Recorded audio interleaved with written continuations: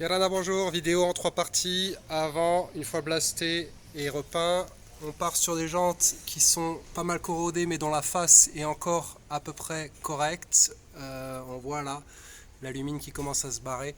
Sur la tranche, c'est beaucoup plus important, mais c'est pas la face visible donc c'est pas grave.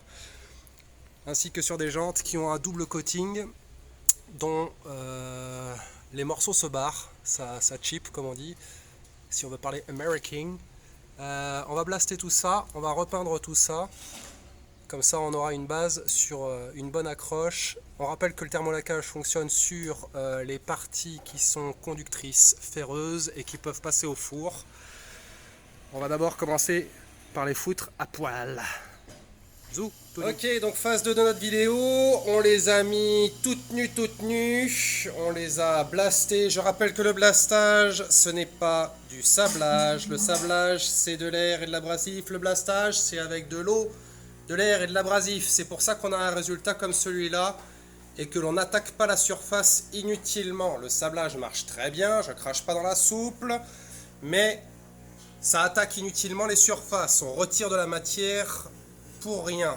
Le blastage, c'est la nouvelle référence à l'international sur tout ce qui est aéronautique, ce genre de truc.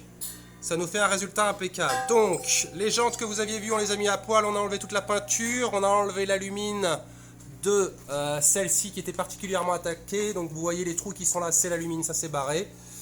Mais la face avant est impeccable.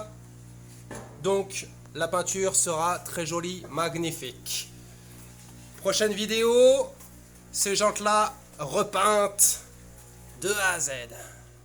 Sortie de four de la première jante, le modèle unique là qu'on avait vu juste avant qui était particulièrement corrodé. Donc il y a deux points que je voulais vous montrer. Donc là il est thermolaqué, peinture comme je le disais 3 fois plus résistante qu'une peinture classique qui ne fonctionne que sur des pièces ferreuses et que l'on peut passer au four. On ne peut pas passer de mastic, parce que le mastic va fondre au four, vu la température à laquelle on cuit ça. On peut faire des retouches de surface à la meuleuse, mais légères. Là, vous voyez, ces traces que l'on voit là, en fait, c'est l'alumine qui s'est barré de la jante, parce que c'est la corrosion de la jante, et on repeint dessus. Donc ça n'a pas grande importance, surtout par rapport au visuel, parce que cette partie-là, évidemment, on ne la voit pas, il y a le pneu qui est dessus. Mais quand la face, elle, est impeccable, ça va. On va regarder sur les autres jantes ce que ça donne, où la corrosion était moins importante et le rendu est encore meilleur.